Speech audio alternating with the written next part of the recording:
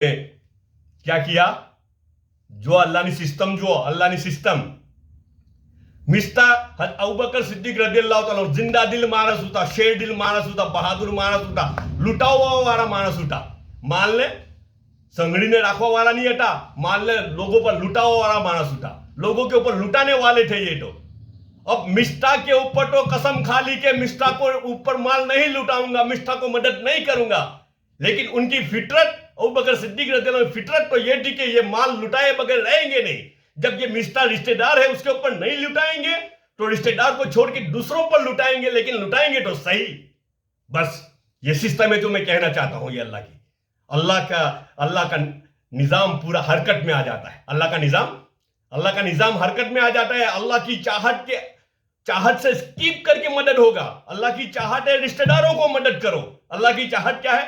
तुम्हारे नजदीक के रिश्तेदारों को मदद करो। उसमें कोई गरीब नहीं है तो फिर आगे बढ़ो। यहां सिस्टम टूट रहा है, अल्लाह की चाहत टूट रही है।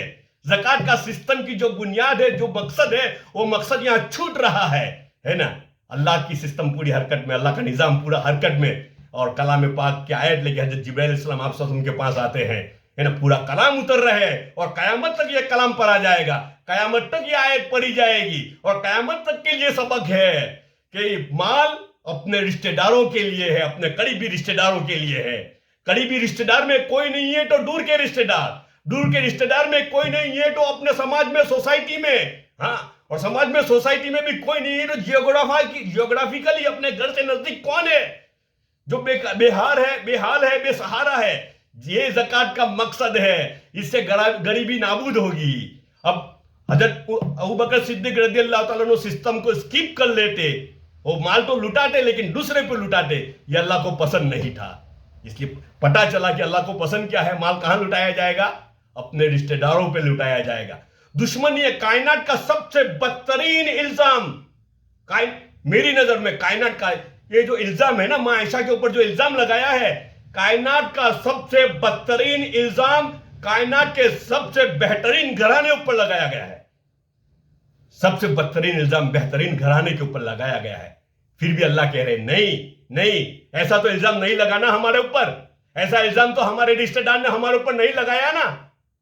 यहां तो लगाया है, और उस रिश्तेदार ने लगाया है जो जिसकी नस में, रगों में जो खून दौड़ रहा है, उन्हीं का माल है, उन्हीं के माल से ये रगों में खून दौड़ रहा है, और उन्हीं के ऊपर इल्जाम लगाने में ये मदद कर रहा है।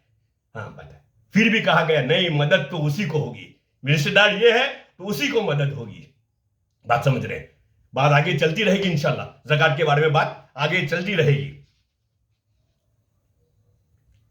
हजरत इब्न अब्बास रज़ियल्लाहु फरमाते हैं कि सहाबा रज़ियल्लाहु ताला अन्हु में कई आदमी ऐसे थे जिन्होंने हजरत आयशा रज़ियल्लाहु ताला अन्हु के ऊपर बहतान में हिस्सा लिया, जिसकी वजह से बहुत से सहाबा, जिनमें हजरत अबू बकर रज़ियल्लाहु ताला अन्हु भी है, ऐसे थे जिन्होंने कसम खा ली कि जिन लोगों ने इस बहतान की इशाअत में हिस्सा लिया उन पर खर्च न करेंगे। इस पर यह आयत शरीफा नाजिल हुई कि बुजुर्गी वाले और वसअत वाले हजरत इसकी कसम न खाए कि सिला रहमी न करेंगे, और जिस तरह पहले खर्च करते थे उसी तरह खर्च न करेंगे।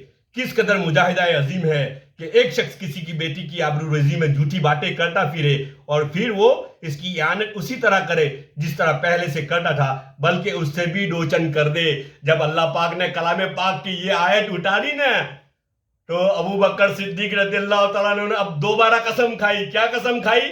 अब मैं कसम खाता हूं कि मिस्ता को पहले जितनी मदद करता था अब उससे दुगनी मदद करूंगा। ये अल्लाह के लिए लगाना है ना, अल्लाह के लिए करना है ना, तो अल्लाह कहते हैं वहां लगाएंगे फायदा होगा। अल्लाह कहते हैं, अल्लाह की चाहत है वहां लगाएंगे फायदा होगा। ये गरीबी नाबूदी है ना, गरीबी नाबूदी।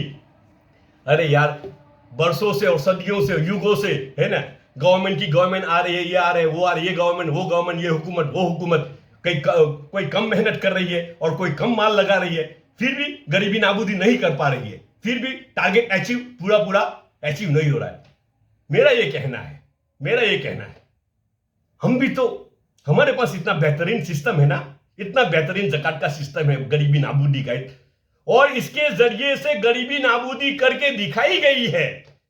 मदीना मुनव्वरा में ये सैंपल बताया गया जकात का माल लेके निकले है आदमी, जकात का माल लेके निकला है, थाल में भर के माल सोना चांदी और जवेरात लेके निकला है कोई जकात का लेने वाला? है कोई जकात का लेने वाला? पूरे शहर का चक्कर लगाया, पूरे शहर का चक्कर लगाया, कोई जकात का लेने वाला नहीं था। एक जगह दरवाजा खुला तो उनको खुशी हुई कि शायद यहां से जकात का लेने वाला मिल जाएगा, जकात का लेने वाला मिल जाएगा। दरवाजा खुला और क्या कहा, भाई आप जकात देने निकले हैं, मेरी भी जकात घर में पड़ी हुई है, कोई लेने वाला नहीं है, एक काम करना, कोई जकात लेने वाला मिल जाए तो मुझे भी बता देना कि मैं भी जकात अदा कर दूं, मेरी भी जकात अदा हो जाए। क्या मतलब? कोई गरीब नहीं था, सबके सब अमीर बन चुके थे ये जकात की सिस्टम के जरिए से। जकात की सिस्टम तो वही है हमारे पास, और जकात तो इतनी ही निकलती है और बल्कि उससे ज्यादा निकलती है। आगे बात चलती रहेगी, आप चौंक जाओगे कितनी जकात निकलती है ना। पूरा का पूरा मुल्क खड़ा हो जाए इतनी जकात निकलती है। लेकिन फिर भी पंचर वाला देखो तो मुसलमान, ठेले वाला देखो तो मुसलमान, मजदूर तबका देखो तो मुसलमान, कोई बड़े प्रोजेक्ट में है ही नहीं। जकात तो इतनी बड़ी निकल रही है, इतनी सब निकल रही है, जा कहां रही है? रिश्तेदारों को मिल नहीं रही है, गरीब फैमिलियों को मिल नहीं रही है। निकालने वाले तो निकाल रहे हैं, लेकिन जा कहां रही है? बहुत सोचने की बात है, बहुत सोचने की बात। हमारी भी तो कोई जिम्मेदारी है ना, हमारी भी। हम हिंदुस्तान में 15%, 10%, 20% जो भी कुछ हो, ये अलग इश्यू है, जो भी कुछ हो, लेकिन इतना योगदान तो हम कर सकते हैं कि मुस्लिम बिरादरी में कोई गरीब न रहे। इतना तो सरकार का बोझ हम हल्का कर सकते हैं हमारी सिस्टम के जरिए से।